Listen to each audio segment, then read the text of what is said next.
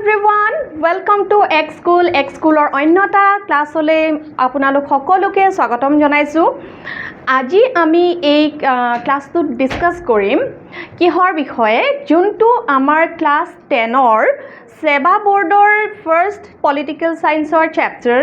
সেইটোৰ বিষয়ে আমি ডিসকাস কৰিম। সেইটো কিহৰ বিষয়ে আছে আমাৰ ভাৰতীয় গণতন্ত্ৰৰ বিষয়ে। ঠিক আছে,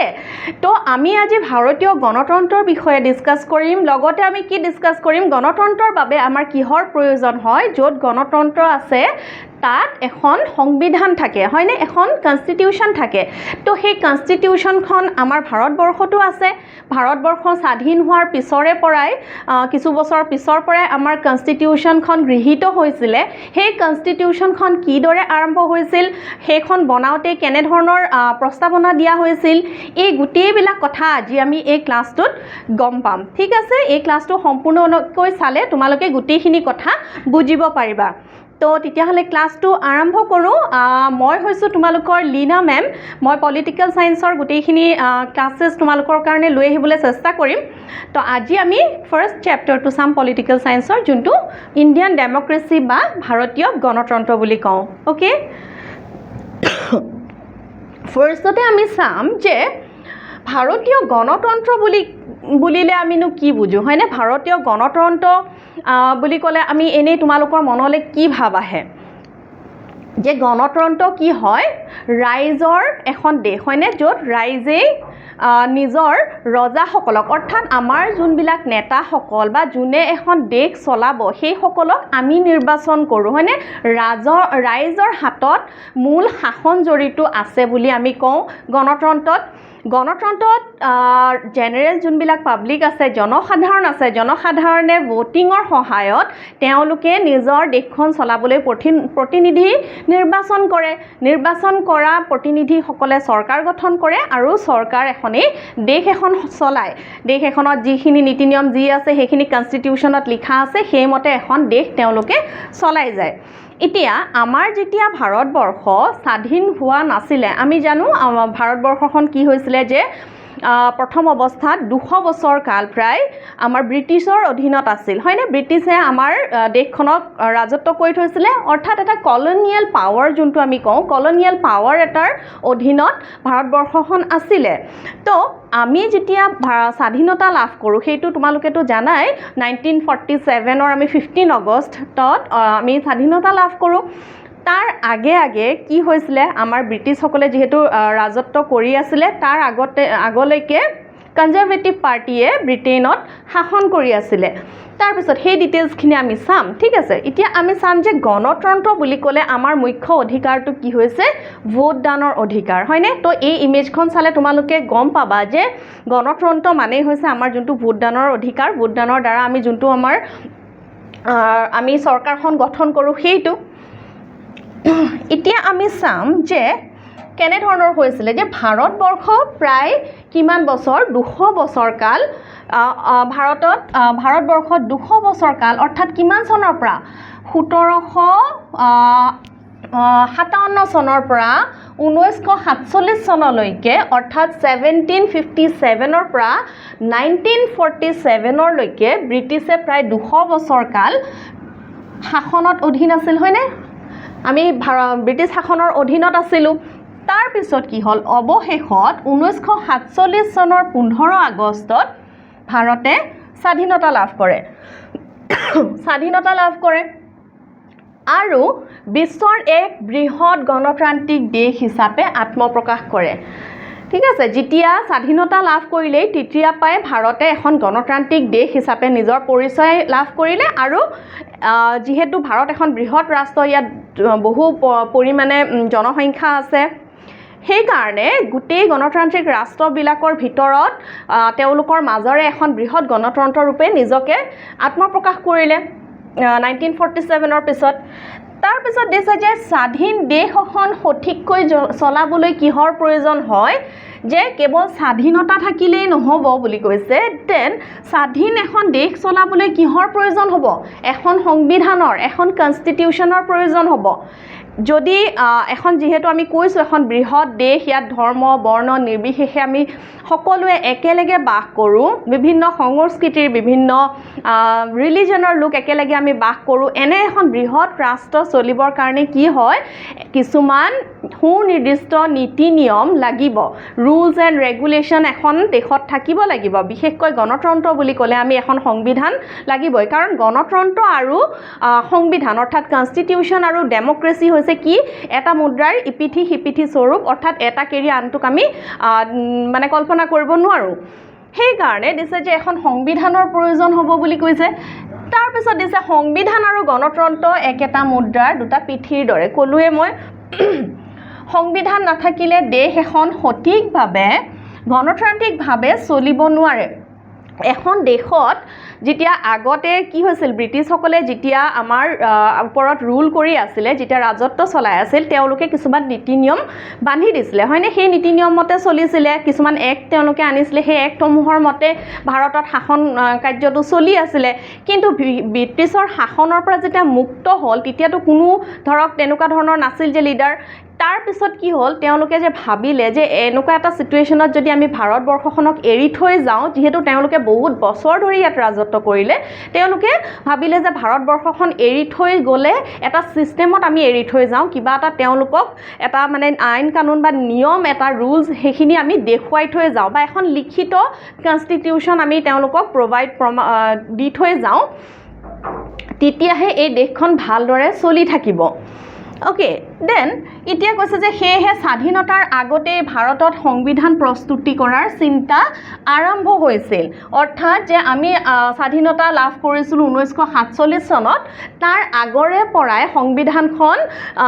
বনোৱাৰ কথা, সংবিধানখন কিদৰে তেওঁলোকে গঠন কৰিব, সেই বিষয়ে চিন্তা চৰ্চা আৰম্ভ হৈছিল, প্ৰস্তুতি আৰম্ভ কৰিছিলে। অ'কে, দেন যে সংবিধানৰ প্ৰস্তুতিৰ কিদৰে আৰম্ভণি হৈছিলে, সংবিধানৰ প্ৰস্তুতিৰ আৰম্ভণি কিদৰে হৈছিলে, যে 1945 চনৰ জুলাই মাহত ব্ৰিটেইনত সাধাৰণ নিৰ্বাচন অনুষ্ঠিত হয়। ব্ৰিটেইনত মই যেনেকৈ ক'লোৱেই যে ইয়াৰ আগলৈকে কি হয়, 1945 চনত 45 চনৰ আগতে কনজাৰভেটিভ পাৰ্টি তেওঁলোকে ৰুল কৰিছিলে। তাৰপিছত তাত নিৰ্বাচন অনুষ্ঠিত হয়। নিৰ্বাচন অনুষ্ঠিত হোৱাত তাত কোনটো দলে তাত নিৰ্বাচনত জয়যুক্ত লাভ কৰে, কোনটো দলে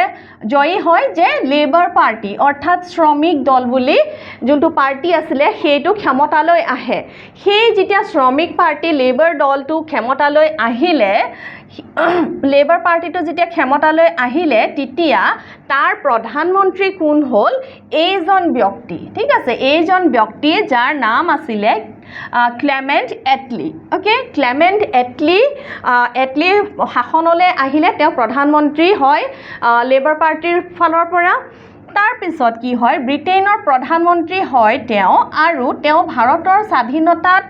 এক গুৰুত্বপূৰ্ণ ভূমিকা পালন কৰিছিল। যিহেতু ইয়াৰ আগলৈকে বেলেগ এটা শাসন চলি আছিলে, কিন্তু যেতিয়া আমাৰ ভাৰতবৰ্ষই স্বাধীনতা লাভ কৰাৰ অৰ্থাৎ কেইবছৰ আগত হ'ব, 2 বছৰ আগত, তাত লেবাৰ পাৰ্টিয়ে পাৱাৰলৈ আহে। লেবাৰ পাৰ্টি পাৱাৰলৈ অহাৰ লগে লগে এই ক্লেমেণ্ট এটলি বোলা ব্যক্তিজন প্ৰধানমন্ত্ৰী হয়। প্ৰধানমন্ত্ৰী হোৱাৰ পিছতেই তেওঁলোকে কি হয়, সেইখন চৰকাৰ ফৰ্ম হোৱাৰ পিছতেই তেওঁলোকে ভাবে যে ভাৰতবৰ্ষক স্বাধীনতা প্ৰদান কৰা হ'ব। কাৰণ তাৰ সেই সময়ছোৱাতে কি হৈছিলে, তাৰ আগে আগে দ্বিতীয় বিশ্বযুদ্ধ, যোনখন ছেকেণ্ড ৱৰ্ল্ড ৱাৰ হৈ আছিলে, তাৰ আগে আগে অন্ত পৰিছিলে। লগতে সমসাময়িকভাৱে কি হৈছিলে, আমাৰ ভাৰততো বিভিন্ন ধৰণৰ ব্ৰিটিছ বিৰোধী আন্দোলন চলি আছিলে, বহু আগৰ পৰাই চলি আছিলে, হয়নে? 1905 চন, তাৰ আগৰ পৰাই চলি আছিলে। বহুত বছৰ ধৰি ভাৰতীয় লোকসকলে বিভিন্ন আন্দোলনৰ মাজেৰে ভাৰতীয় শাসনকালৰ অন্ত হোৱাটো বিচাৰিছিলে। সেই সময়তে তাৰপিছত ইফালে দ্বিতীয় বিশ্বযুদ্ধ অন্ত হ'ল। তাৰ সময়তে ব্ৰিটেইনৰ কিছু পৰিমাণ মানে ৰাজনৈতিক ক্ষেত্ৰত বহুত পৰিৱৰ্তন আহিলে। বিভিন্ন ক্ষেত্ৰত তাত পৰিৱৰ্তন অহাৰ লগে লগে লেবাৰ পাৰ্টিয়ে কি ডিচাইড কৰিলে, যে ভাৰতবৰ্ষখনক তেওঁলোকে কলনিয়েল পাৱাৰটোৰ পৰা মুক্ত কৰি দিব, ঠিক আছে। তেওঁলোকৰ যোনটো অধীনত আছিলে ভাৰতবৰ্ষ, তাৰ পৰা তেওঁলোকক মুক্ত কৰি দিব, আৰু এখন ইণ্ডিপেণ্ডেণ্ট ষ্টেট হিচাপে তেওঁলোকে ঘোষণা কৰিব। তাৰ লগে লগে যোনজন প্ৰধানমন্ত্ৰী আছিলে তেওঁ স্বাধীনতা প্ৰদান কৰাৰ ক্ষেত্ৰত যথেষ্ট আগভাগ লৈছিলে তেওঁৰ আগভাগ লোৱাৰ পৰাই আমি যিহেতু স্বাধীনতা লাভ কৰিছিলোঁ লগতে দিছে যে নতুন চৰকাৰে ভাৰতক স্বাধীনতা দিয়াৰ সিদ্ধান্ত লয় অৰ্থাৎ লেবাৰ পাৰ্টিৰ যোনখন গভৰ্ণমেণ্ট আছিল সেইখনে স্বাধীন ভাৰতৰ বাবে এখন নতুন সংবিধানৰ প্ৰয়োজনীয়তা অনুভৱ কৰে যেতিয়াই স্বাধীনতাৰ কথাটো আহিলে স্বাধীনতা দিব বুলি যেতিয়া তেওঁলোকে মানে কনফাৰ্ম কৰিলে বা সেইখিনি প্ৰচেছ আৰম্ভ কৰিলে লগে লগে এখন কনষ্টিটিউশ্যনৰ কথাও তেওঁলোকৰ মনলৈ আহিল তাৰ পিছত কি হৈছিলে সেইটো চাম এতিয়া আমি এইখিনিলৈকে চাগে বুজি পাইছা তোমালোকে যে আগৰ সময়ছোৱা অৰ্থাৎ কনষ্টিটিউশ্যনখন নিৰ্মাণ হোৱাৰ প্ৰস্তুত হোৱাৰ আগৰ সময়ছোৱাৰ কথাখিনি কেনেধৰণৰ আছিলে তাৰপিছত দিছে যে ভাৰতত কেবিনেট মিছনৰ বিষয়ে এতিয়া চাম আমি কেবিনেট মিছন যিহেতু কেবিনেট মিছন আহিয়েই ভাৰতৰ সংবিধানখন প্ৰস্তুতিৰ কাম কাজ আৰম্ভ কৰিছিলে সেই বিষয়ে দিছে যে ভাৰতত সংবিধান প্ৰস্তুতিৰ বাবে উপযুক্ত ব্যৱস্থা কৰিবলৈ 1946 চনৰ মাৰ্চ মাহত ব্ৰিটিছ চৰকাৰে কেবিনেট মিছন ভাৰতলৈ পঠিয়ায় অৰ্থাৎ আমাৰ যোনটো স্বাধীনতা আমি লাভ কৰিছিলোঁ সেই চনটোৰ আগতে আমিতো 47 চনত স্বাধীনতা লাভ কৰিছিলোঁ নহয় জানো তাৰ আগে কি হয় ভাৰতলৈ কেবিনেট মিছন বুলি এটা গ্ৰুপ পঠায় প্ৰধানমন্ত্ৰীয়ে বা লেবাৰ পাৰ্টিৰ চৰকাৰে এই মিছনত কি হৈছিলে কেনেকৈ পঠাইছিলে এইটো কোন আছিলে ব্ৰিটিছ কেবিনেটৰ 3জন মন্ত্ৰী আছিলে অৰ্থাৎ ব্ৰিটিছ কেবিনেটৰ লেবাৰ পাৰ্টিৰ যোনটো কেবিনেট আছিল সেই কেবিনেটৰ 3জন মন্ত্ৰীয়ে এটা গোট হৈ পেলাই কেবিনেট মিছন নামেৰে ভাৰতলৈ আহিছিল কিহৰ বাবে আহিছিল যে এখন সংবিধানত এখন কনষ্টিটিউশ্যনৰ কাম কাজ আৰম্ভ কৰিবৰ বাবে কেবিনেট মিছনৰ মূল উদ্দেশ্য কি আছিল যে সংবিধান সভা অৰ্থাৎ কনষ্টিটিউয়েণ্ট এছেম্বলি গঠন কৰি ভাৰতৰ বাবে এখন নতুন সংবিধান প্ৰস্তুত কৰাৰ ব্যৱস্থা কৰা তেওঁলোকে সংবিধানৰ কনচেপ্টটো লৈ আহিছিল লগতে এখন সভা তেওঁলোকে গঠন কৰি দিছিল কনষ্টিটিউয়েণ্ট এছেম্বলি বা সংবিধান সভা বুলি সেই সভাখনে কি কৰিছিলে পিছলৈ ভাৰতৰ যোনখন সংবিধান প্ৰস্তুত কৰিবৰ কাৰণে যিখিনি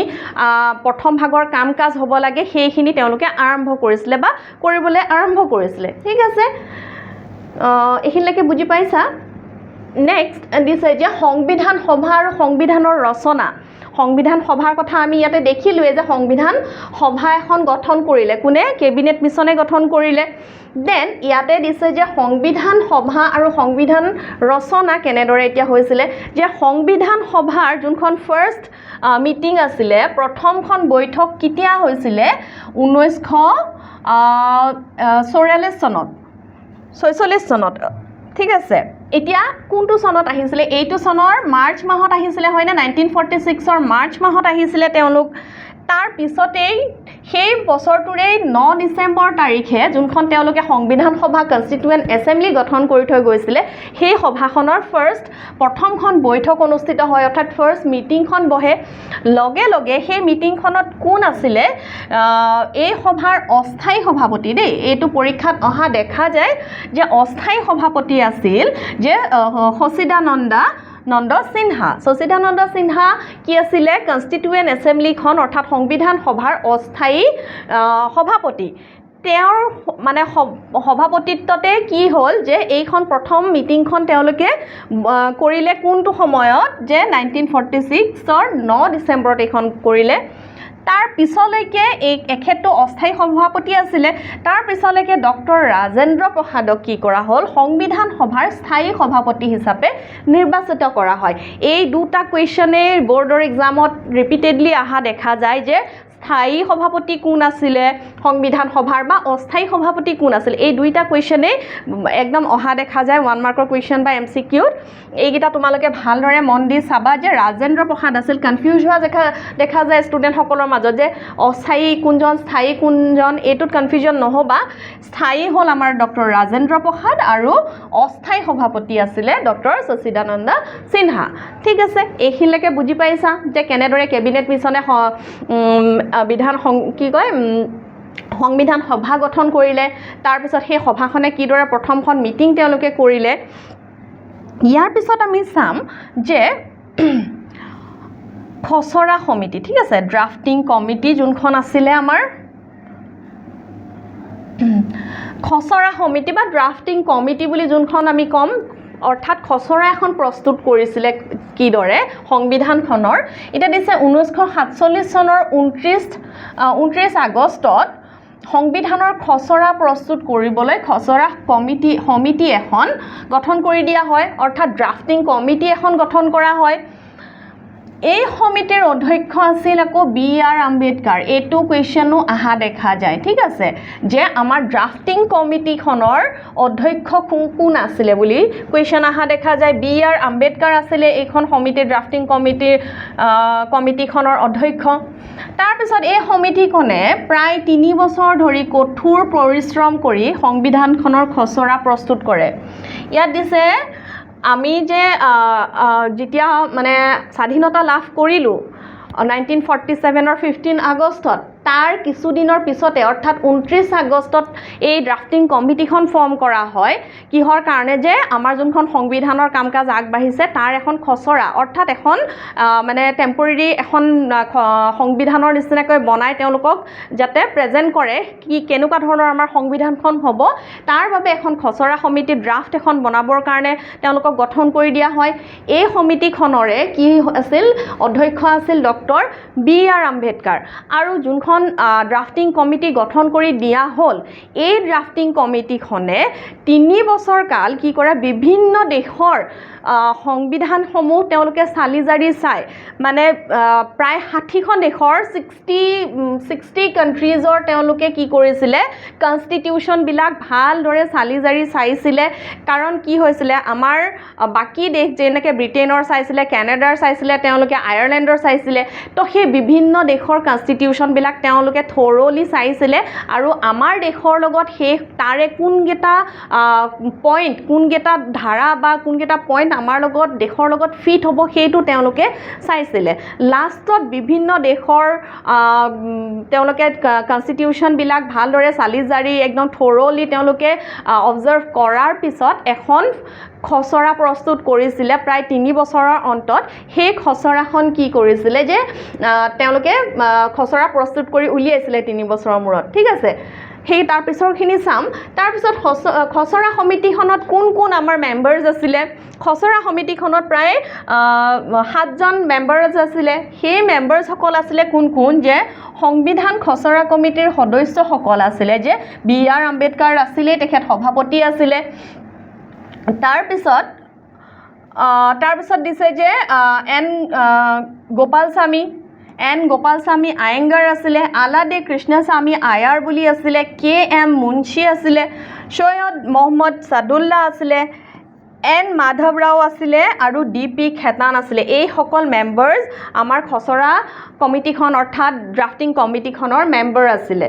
ঠিক আছে তাৰপিছত দিছে যে 3 বছৰ কাল আমি ক'লোৱে তেওঁলোকে 3 বছৰৰ মূৰত এখন খচৰা ছাবমিট কৰিছিলে সেইখন সংবিধান গ্ৰহণ কাৰ্যখিনি কেনেকৈ হৈছিলে 1949 চনৰ 26 জানুৱাৰীত সংবিধান সভাই সংবিধানখন গ্ৰহণ কৰে ঠিক আছে সেই দিনাই ডক্টৰ ৰাজেন্দ্ৰ প্ৰসাদৰ ওচৰত সংবিধানৰ খচৰা দাখিল কৰে যেনেকৈ আমি দেখিলোৱে যে ড্ৰাফটিং কমিটিখনে কাম-কাজ আৰম্ভ কৰিছিলে কেতিয়া 1947 চনৰ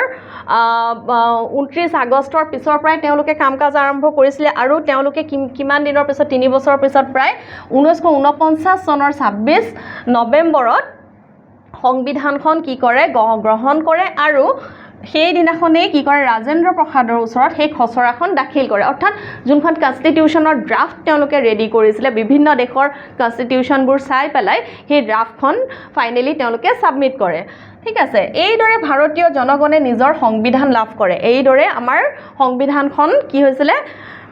আৰম্ভণি হৈ পেলাই ফাইনেলি তেওঁলোকে ছাবমিট কৰিছিলে তাৰপিছত কি হৈছিলে যে এতিয়া যদিও সংবিধানখন কাৰ্যকৰী কিন্তু তেতিয়ালৈকে হোৱা নাছিলে ঠিক আছে ইয়াত যে ড্ৰাফটখন তেওঁলোকে ছাবমিট কৰিছিলে এই 1949 চনৰ 26 নৱেম্বৰত কিন্তু তেতিয়ালৈকে সংবিধানখন আকৌ কাৰ্যকৰী হোৱা নাছিলে তেওঁ কিমান চনত কাৰ্যকৰী হৈছিলে সেইটো চাম যে যদিও সংবিধানখন 26 নৱেম্বৰ 1950 চনৰ তাৰিখে গ্ৰহণ কৰা হৈছিল তথাপিও কিছু প্ৰশাসনিক আৰু যে আনুষ্ঠানিক কাৰণত 1950 চনৰ 26 জানুৱাৰীৰ পৰাহে কাৰ্যকৰী হয় অৰ্থাৎ একেবাৰে লাষ্টত যোনখন আমাৰ একেবাৰে ৱৰ্কিং মোডত ফুললি হৈছিলে কেতিয়া 1950 চনৰ 26 জানুৱাৰী এই 1950 চনৰ 26 জানুৱাৰী যিহেতু আমাৰ কি কয় কনষ্টিটিউশ্যনখন কাৰ্যকৰী হৈছিলে সেই কাৰণে আমি কি কৰোঁ যোনটো 26 জানুৱাৰী সেইটোক আমি কি হিচাপে সেলিব্ৰেট কৰোঁ কি হিচাপে উদযাপন কৰোঁ গণৰাজ্য দিৱস হিচাপে প্ৰতি বছৰে আমি উদযাপন কৰোঁ হয়নে তো 15 আগষ্ট 1947 চনৰ 26 জানুৱাৰী আৰু 1950 চনলৈকে ভাৰতত কি চলি আছিলে 1935 চনৰ যোনখন ভাৰত চৰকাৰ আইন Indian government of India act 1935 সেইখনৰ মতে শাসন চলিছিল এতিয়া যেনেকৈ ক'লোঁ যে 47 চনতে যিহেতু 15 আগষ্টতে আমাৰ দেশখনে স্বাধীনতা লাভ কৰিছিলে হয় স্বাধীনতা লাভ কৰাৰ কিমান বছৰৰ পিছত এইখন কাৰ্যকৰী হ'ল 1950 চনতহে কাৰ্যকৰী হ'ল ইয়াৰ মাজৰ সময়খিনিত যিহেতু 3 বছৰ কাল সেই মাজৰ সময়খিনিত আমাৰ দেশখন কেনেদৰে চলিছিল কাৰণ দেশ এখন চলিবৰ কাৰণেতো কিবা নহয় কিবা এটা ৰুলছ ৰেগুলেশ্যন লাগিব নহয় জানো তো সেই মানে কিহৰ ওপৰত ভিত্তি কৰি আমাৰ দেশখন শাসনভাৰটো চলি আছিলে যোনখন গভৰ্ণমেণ্ট অফ ইণ্ডিয়া এক্ট 1935 ব্ৰিটিছসকলে যোনখন গঠন কৰিছিলে সেইখন অনুসৰি আমাৰ শাসন চলি আছিলে কেতিয়াৰ পৰা 47 চনৰ 26 জানুৱাৰীৰ পৰা 1950 চনলৈকে ঠিক আছে 1950 চনলৈকে যেতিয়ালৈকে কনষ্টিটিউশ্যনখন আমাৰ কাৰ্যকৰী হোৱা নাছিলে সংবিধানখন কাৰ্যকৰী হোৱা নাছিল তেতিয়ালৈকে এই আইনখনৰ ভিত্তিতেই আমাৰ শাসনভাৰ চলি আছিলে আৰু এই যোনখন গভৰ্ণমেণ্ট ইণ্ডিয়া এক্ট 1935ত যোনখন ব্ৰিটিছসকলে গঠন কৰিছিলে বনাইছিলে সেইখনৰ মতেও কিন্তু আমাৰ কনষ্টিটিউশ্যনত বহুত কিছুমান দফা এড কৰা হৈছে এইখনৰ পৰাও বহুত ইনফ্লুৱেঞ্চ হৈছে আমাৰ কনষ্টিটিউশ্যনখন ঠিক আছে বিভিন্ন দেশৰ কনষ্টিটিউশ্যনৰটো আৰ্হি লৈছে তেওঁলোকে লগতে যোনখন এই গভৰ্ণমেণ্ট অফ ইণ্ডিয়া এক্ট 1935 সেইখনৰ পৰাও যথেষ্ট পৰিমাণে ইনফ্লুৱেঞ্চ হোৱা দেখা যায় তো এইখিনিলৈকে আছিলে আমাৰ সংবিধান যোনখন কাৰ্য আৰম্ভণি খচৰা প্ৰস্তুতিকৰণ লগতে কি আছিলে আমাৰ কেনেদৰে কাৰ্যকৰী হ'ল সেইখন কিমান সময় লাগিলে কোন কোন ইয়াৰ লগত জড়িত হৈ আছিলে এইখিনি আমি গোটেইখিনি বুজি পালোঁ হয়নে সংবিধান বুলি ক'লে এতিয়া তোমালোকৰ কনচেপ্টটো হয়তো ক্লিয়াৰ হৈছে যে কেনেকৈ আমাৰ কনষ্টিটিউশ্যনখন আৰম্ভ হৈছিল বা কনষ্টিটিউশ্যনখন কি হৈছিলে অ'কে দেন এতিয়া আমি চাম নেক্সট পাৰ্টটোত কনষ্টিটিউশ্যনখনত আৰু কেইটামান কথাই বিশেষভাৱে গুৰুত্ব লাভ কৰিছিলে কনষ্টিটিউশ্যনখনৰ আৰম্ভ কৰাৰ আগে আগে আমাৰ জৱাহৰলাল নেহেৰুৰ কথা তোমালোকে সকলোৱে জানাই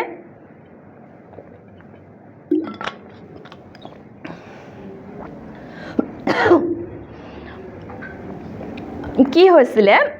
কিমান চনত 1946 চনৰ 13 ডিচেম্বৰত অৰ্থাৎ 1946 চনৰ 13 ডিচেম্বৰত জৱাহৰলাল নেহেৰুৱে কি কৰিছিলে কেইটামান প্ৰস্তাৱনা দিছিলে ঠিক আছে নেহেৰুৱে আগবঢ়োৱা উদ্দেশ্য সম্পৰ্কিত প্ৰস্তাৱ অৰ্থাৎ অবজেক্টিভ ৰিজলিউশ্যন বুলি তেওঁ কেইটামান প্ৰস্তাৱনা আগবঢ়াইছিলে কিহৰ বিষয়ে যে কনষ্টিটিউশ্যনখন আমাৰ কেনেধৰণৰ হ'ব লাগে কি কথা তাত ইনক্লুড থাকিব লাগে এইটো বিষয়ত তেওঁ কেইটামান প্ৰস্তাৱনা আগবঢ়াইছিলে যাক আমি অবজেক্টিভ ৰিজলিউশ্যন বুলি কওঁ এই মূল বিষয়সমূহ কেনেধৰণৰ আছিল এই প্ৰস্তাৱৰ ভিত্তিতে ইয়াত দিছে যে এই প্ৰস্তাৱৰ ভিত্তিতে ভাৰতৰ সংবিধানৰ আদৰ্শ নিৰ্ধাৰণ কৰা হৈছিল কনষ্টিটিউশ্যনখনত কিছুমান ৱৰ্ড ইনক্লুড কৰা হৈছে কিছুমান আদৰ্শ আছে আমাৰ সেই আদৰ্শসমূহ ক'ৰ পৰা লোৱা হৈছিল বুলি কৈছে যে জৱাহৰলাল নেহেৰুৱে যোনখন প্ৰস্তাৱনা অৰ্থাৎ যোনখন অবজেক্টিভ যোনকেইটা প্ৰস্তাৱ আগবঢ়াইছিলে অবজেক্টিভ ৰিজলিউশ্যন তেওঁ আগবঢ়াইছিলে সেই ধৰণেই আমাৰ কনষ্টিটিউশ্যনখনত কেইটামান আমাৰ যোনখন উদ্দেশ্য আছিলে সেইকেইটা তেওঁ আদৰ্শ সেইকেইটা নিৰ্ধাৰণ কৰা হৈছিল তো সেইকেইটা আমি ফাৰ্ষ্টতে চাই ল'ম ঠিক আছে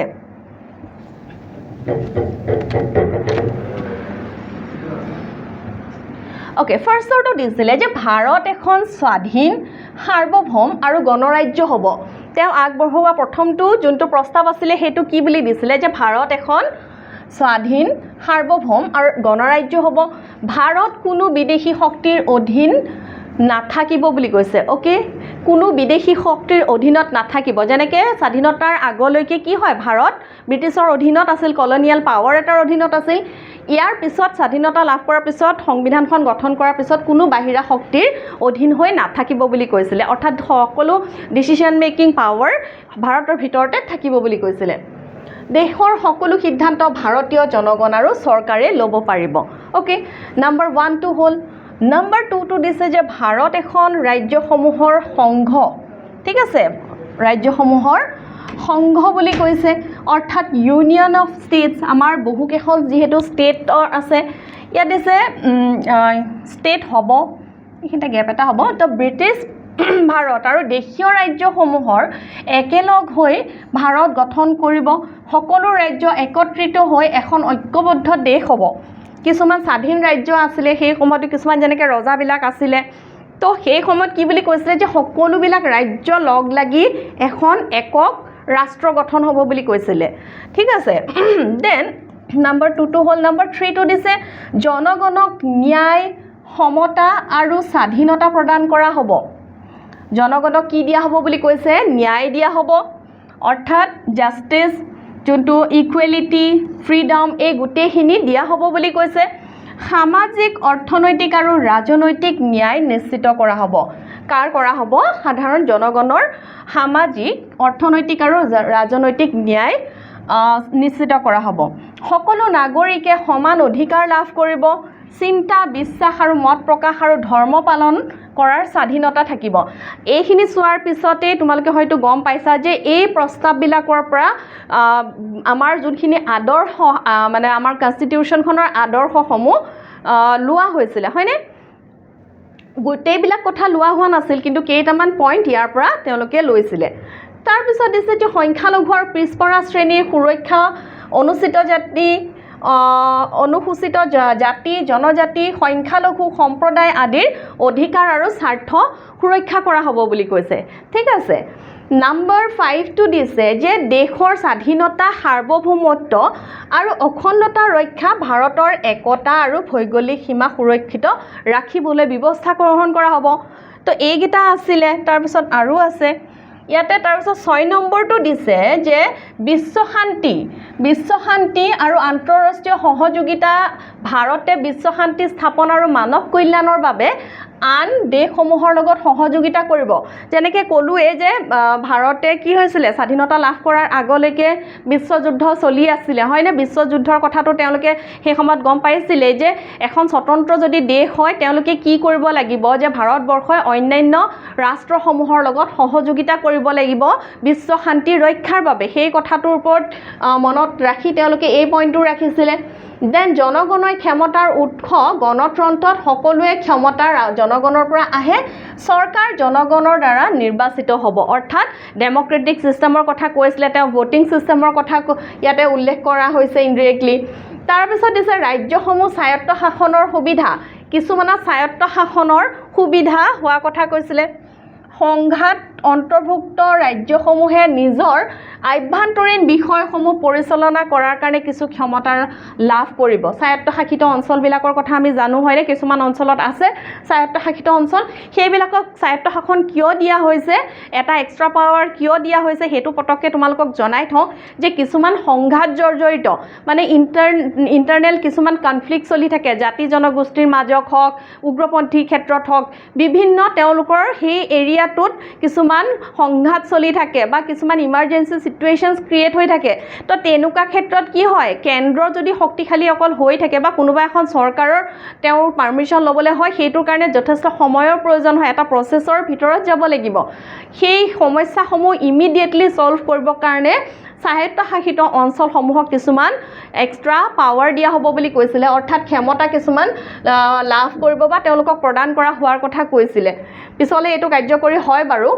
ওপৰত ভিত্তি কৰিয়ে সংবিধান প্ৰণেতাসকলে সংবিধানৰ আদৰ্শ নিৰ্ধাৰণ কৰিছিল এইবিলাক এই যোনকেইটা 8টা পইণ্ট তেওঁ দিছিলে আদৰ্শৰ কথা কৈছিলে যোনকেইটা ওপৰত ভিত্তি কৰিয়ে আমাৰ সংবিধানখনৰ আদৰ্শ নিৰ্ধাৰণ কৰা হৈছিলে ঠিক আছে এইখিনিলৈকে বুজি পাইছা তোমালোকে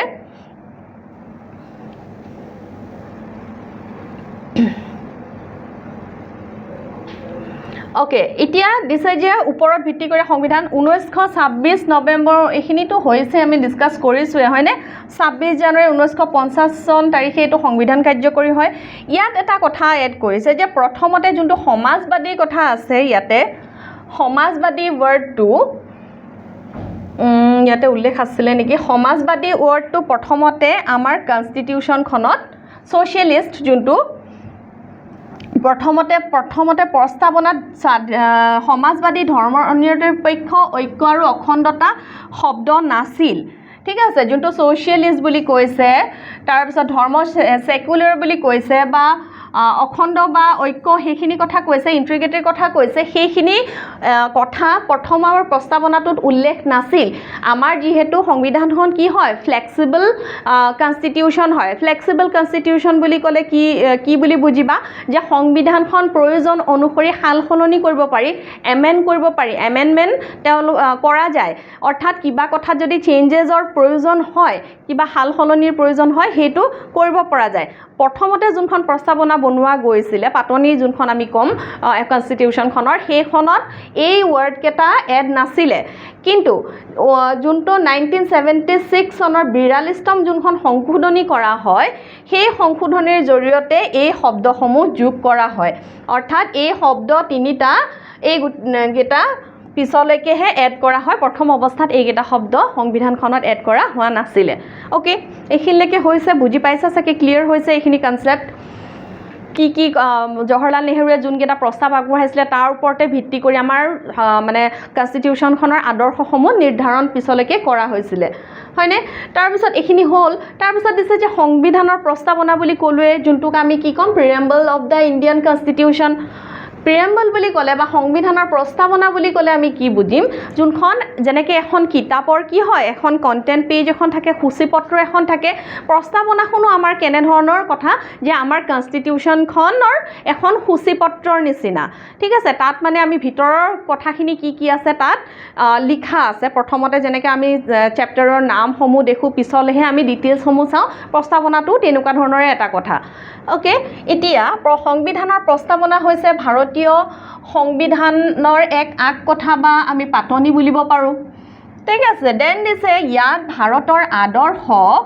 লক্ষ্য আৰু জনগণক প্ৰদান কৰা মৌলিক মূল্যবোধক সমূহ উল্লেখ কৰা হৈছে এইখন পাতনিখনত বা প্ৰিএম্বল বা প্ৰস্তাৱনাটোত কি লিখা আছে আদৰ্শ আমাৰ কনষ্টিটিউশ্যনখনৰ কি আদৰ্শ কি লক্ষ্য আৰু জনগণক কি প্ৰদান কৰা হৈছে যোনটো মূল্যবোধৰ কথাখিনি সেইখিনি উল্লেখ কৰা আছে মৌলিক যোনখিনি মূল্যবোধ আছে ইয়াক সংবিধানৰ আত্মা সোল অফ দ্য কনষ্টিটিউশ্যন বুলিও কোৱা হয় অৰ্থাৎ প্ৰস্তাৱনাটোক আমি কি বুলি ক'ব পাৰোঁ সোল অফ দ্য কনষ্টিটিউশ্যন অৰ্থাৎ সংবিধানখনৰ আত্মা অ'কে এইখিনিলৈকে হৈ গৈছে এতিয়া আমি চাম যে কনষ্টিটিউশ্যনখনৰ প্ৰস্তাৱনাটোত কি কথা উল্লেখ আছে মূল বক্তব্যখিনি কি ফাৰ্ষ্টতে দিয়া আছে যে ফাৰ্ষ্টতে আৰম্ভণিয়ে কেনেধৰণে আছে প্ৰস্তাৱনাটো যে আমাৰ ভাৰতৰ জনগণে উই দ্য পিপল অফ ইণ্ডিয়া এনেকৈ বুলি আছে হয়নে তো ইয়াৰ অৰ্থ হ'ল যে সংবিধানৰ প্ৰকৃত শক্তি আৰু অধিকাৰ ভাৰতৰ জনসাধাৰণৰ হাতত নিহিত হৈ আছে আমি ভাৰতৰ জনগণে বুলি কৈছেনে অৰ্থাৎ মূল শক্তিটো মেইন পাৱাৰটো কাৰ হাতত আছে জনসাধাৰণৰ হাতত আছে জনগণে সংবিধান গ্ৰহণ কৰিছে ভাৰতক কেনেকুৱা ৰাষ্ট্ৰ হিচাপে ঘোষণা কৰা হৈছে এইখিনি নহয় একচুৱেলি ইয়াতে বেলেগ এটা লাইন হ'ব এইখিনি তলত হ'ব লাগিছিলে ঠিক আছে এইখিনি ইয়াত তলত আহিব এইকেইটা পইণ্ট ভাৰতে কি কৰিছে কিদৰে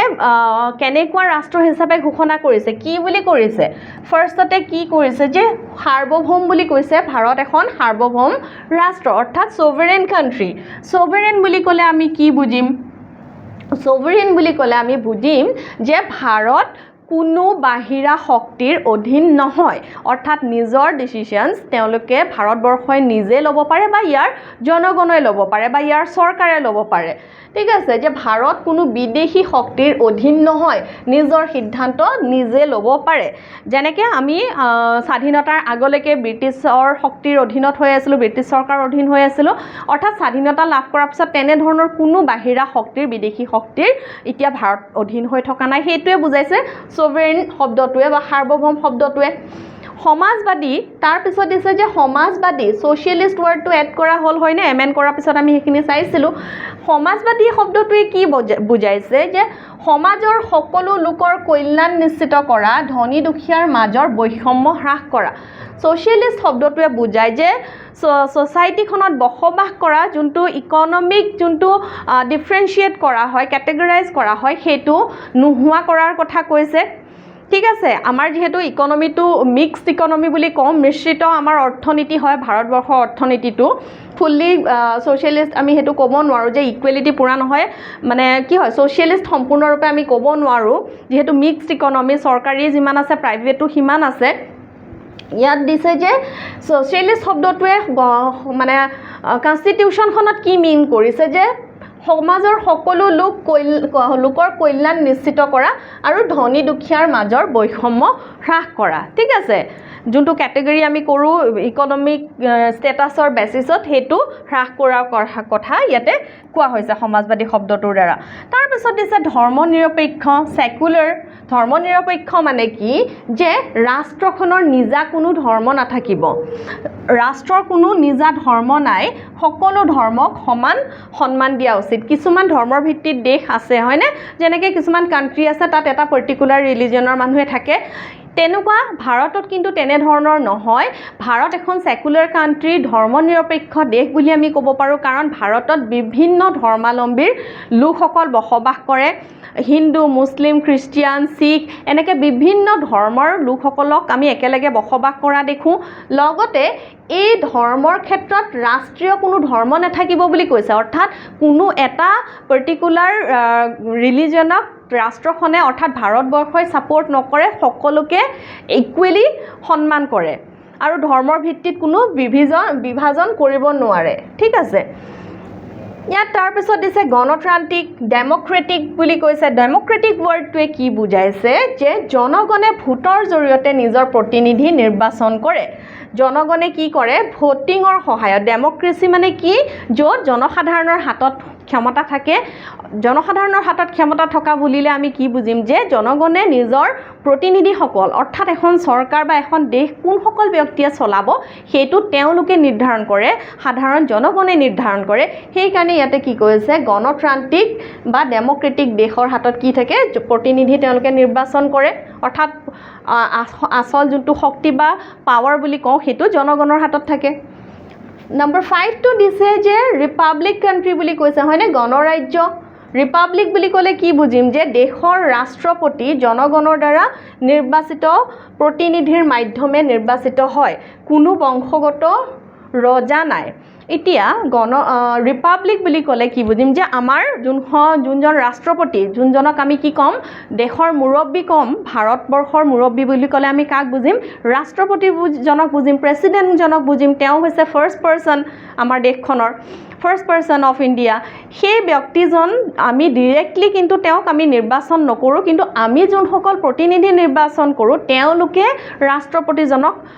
নিৰ্বাচন কৰে সেইকাৰণে ইনডিৰেক্টলি কি হ'ব যে জনগণে নিৰ্বাচন কৰাৰ নিচিনাই হ'ল আৰু সেই যে ৰাষ্ট্ৰপতিজন সেই ৰাষ্ট্ৰপতিজন থ্ৰু ইলেকশ্যন তেওঁক ৰাষ্ট্ৰপতি পদটো প্ৰদান কৰা হ'ব ইলেকশ্যনত যোন জয়যুক্ত হ'ব সেইজন ব্যক্তিহে সেই পদটো পাব ইয়াত কোনো বংশগতিৰ কথা নাই যেনেকৈ ৰজাৰ দিনত যেনেকৈ ব্ৰিটেইনত আছে যে তেওঁলোকৰ যোনটো মানে হাইয়েষ্ট পাৱাৰটো কি হয় বংশগতিৰ ফলত পায় যোন কিং আছিলে তেওঁৰ পিছত তেওঁৰ সন্তানে পাব ৰাজকুমাৰ যোন আছিল তেওঁলোকে আমি জানো হয়নে তো সেই প্ৰচেছটো মতে ইয়াত নহয় বুলি কৈছে বংশগতিৰ ফলত কোনো এজন ব্যক্তিৰ ৰাষ্ট্ৰপতি হ'ব নোৱাৰে বোলে কোনোবা এজন ৰাষ্ট্ৰপতি আছিল নেক্সট তেওঁ পুতেক বংশগতিৰ সহায়ত তেওঁ ৰাষ্ট্ৰপতি হ'ব পাৰিব এনেকুৱা কোনো কথা নাই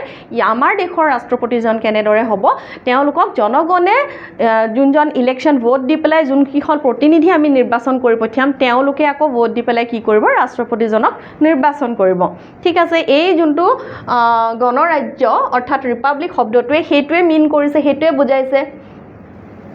তাৰপিছত আছে যে ন্যায়ৰ কথা কৈছে ঠিক আছে নাগৰিকসকলক কি নিশ্চয়তা দিছে এইখিনিতো আমি গম পাইলোৱে কি উদ্দেশ্য আছিলে কি লক্ষ্য সেইখিনি প্ৰদান কৰা হৈছিলে দেন দিছে যে জনগণক কেনেকুৱা ধৰণৰ আমাৰ কনষ্টিটিউশ্যনখনে নিশ্চয়তা দিছে ফাৰ্ষ্টতে দিছে যে জাষ্টিছৰ কথা উল্লেখ আছে আমাৰ কনষ্টিটিউশ্যনখনত ন্যায়ৰ কথা উল্লেখ আছে সেই ন্যায়টোৱে আমাক কি বুজাইছে যে সামাজিক ক্ষেত্ৰত ন্যায় বুজাইছে আৰু অৰ্থনৈতিক ক্ষেত্ৰত ন্যায় বুজাইছে আৰু ৰাজনৈতিক ক্ষেত্ৰত ন্যায় বুজাইছে এই ন্যায় শব্দটোৱে এই তিনিওটাকে কভাৰ কৰিছে ঠিক আছে এই তিনিওটাকে কভাৰ কৰিছে সামাজিক ক্ষেত্ৰৰ ন্যায়বিলাকে আকৌ বেলেগ ধৰণৰ ন্যায়ৰ কথা কৈছে অৰ্থনৈতিক ন্যায়বিলাকে আকৌ তেওঁলোকৰ বেলেগ ন্যায় আকৌ ৰাজনৈতিক ন্যায়টো বেলেগ ধৰণৰ হ'ব হয়নে জাষ্টিছ এতিয়া সামাজিক ন্যায় বুলি ক'লে আমি কি বুজিম যে জাতি ধৰ্ম লিংগ আদিৰ ভিত্তিত বৈষম্য নাথাকে অৰ্থাৎ আমি জাতিৰ ক্ষেত্ৰত কাষ্ট ৰিলিজিয়ন জেণ্ডাৰ এইবিলাকক লৈ আমি ব্যক্তিৰ মাজত ডিভিজন কৰিব নোৱাৰোঁ তেওঁলোক সকলোকে আমি ইকুৱেলি ট্ৰিট কৰিব লাগিব সেইটো আমাক কিহে বুজাইছে যোনটো সামাজিক ন্যায় ওকে অৰ্থনৈতিক ন্যায়টোৱে আকৌ কি বুজাইছে অৰ্থনৈতিক ন্যায়টোৱে বুজাইছে যে সকলোকে উন্নয়নৰ সুযোগ অৰ্থাৎ এখন সমাজত এই জাতি ধৰ্ম লিংগ নিৰ্বিশেষে উন্নয়নৰ সুযোগ পাব কোনো এটা বিশেষ জাতিয়ে উন্নয়নৰ অকল সুযোগ নাপায় কোনোবা বিশেষ ধৰ্মৰ মানুহে অকল উন্নয়নৰ সুযোগ নাপায় বা পুৰুষ মহিলাৰ ভিত্তিত উন্নয়নৰ সুযোগ নাপায় সকলো জাতি ধৰ্ম নিৰ্বিশেষে সকলো ব্যক্তিয়ে ন্যায়ৰ সুযোগ পাব ওকে তাৰপিছত ৰাজনৈতিক ন্যায় যোনটো সেইটোৱে কি বুজাইছে যে সকলোৰে সমান ৰাজনৈতিক অধিকাৰ আছে যোনটো ভোটদানৰ অধিকাৰৰ কথা ক'লোঁ যে 18 ইয়াৰ্ছৰ এবভ হোৱাৰ লগে লগে জাতি ধৰ্ম বৰ্ণ নিৰ্বিশেষে কি হ'ব সকলোৱে নিজৰ ভোটাধিকাৰ সাব্যস্ত কৰিব পাৰিব ওকে এইখিনিলৈকে হৈ গৈছে নেক্সটটো দিছিলে যে স্বাধীনতা লিবাৰ্টিৰ কথা কৈছে কিহৰ লিবাৰ্টিৰ কথা কৈছে চিন্তা আৰু মত প্ৰকাশ বিশ্বাস আৰু ধৰ্ম আৰু উপাসনাৰ স্বাধীনতা পাব অৰ্থাৎ নিজৰ চিন্তা ফ্ৰীলি তেওঁলোকে প্ৰকাশ কৰিব পাৰিব মত প্ৰকাশ কৰিব পাৰিব লগতে কি কৰিব পাৰিব তেওঁলোকে নিজৰ উপাসনা অৰ্থাৎ কাক কিদৰে তেওঁলোকে পূজা বা কেনে ধৰণৰ উপাসনা কৰে সেইটো নিশ্চয়তা তেওঁলোকৰ নিজৰ মাজতে থাকিব ঠিক আছে লাষ্টৰটো দিছে যে ইকুৱেলিটি সমতাৰ কথা কৈছে সমতা হৈছে সকলো নাগৰিক আইনৰ দৃষ্টিত সমান হ'ব ধনী দুখীয়া জাতি ধৰ্মক লৈ কোনো আইনে বিভাজন নকৰে তেওঁলোকৰ সকলো ব্যক্তিকে আইনে সমান চকুৰে চাব ওকে এইখিনি হৈ গৈছে দেন দিছে যে নম্বৰ 4 টো দিছে ভাতৃত্ববোধ সকলো ভাৰতীয় মাজত একতা আৰু ভাতৃত্ববোধ গঢ়ি তুলিব আৰু ব্যক্তিৰ মৰ্যাদা আৰু জাতীয় ঐক্যটো ৰক্ষা কৰিব অৰ্থাৎ ইউনিটি ৰাখিব বুলি কৈছে সকলোৰে মাজত ওকে তো এইখিনিলৈকে আছিলে আমাৰ আজিৰ ক্লাছটো আশা কৰিছোঁ তোমালোকে কনষ্টিটিউশ্যনৰ ফাৰ্ষ্টৰ গোটেইখিনি বুজি পাইছা লগতে আমাৰ কনষ্টিটিউশ্যনত উল্লেখ থকা আদৰ্শ যোনখিনি আছে বা জৱাহৰলাল নেহৰুৱে যোনকেইটা আমাক প্ৰস্তাৱ আগবঢ়াই থৈ গৈছিলে সেইখিনি গোটেইখিনি কনচেপ্ট তোমালোকৰ ক্লিয়াৰ হৈ গৈছে তো আজিলৈ ইমানেই আছিলে thank you so' much for joining the class আৰু এটা নেক্সট ক্লাছত নতুন টপিক লৈ আহিম পলিটিকেল চায়েন্সৰ নেক্সট পাৰ্টটো আমি ডিছকাছ কৰিম ঠিক আছে thank you so' much take care and bye by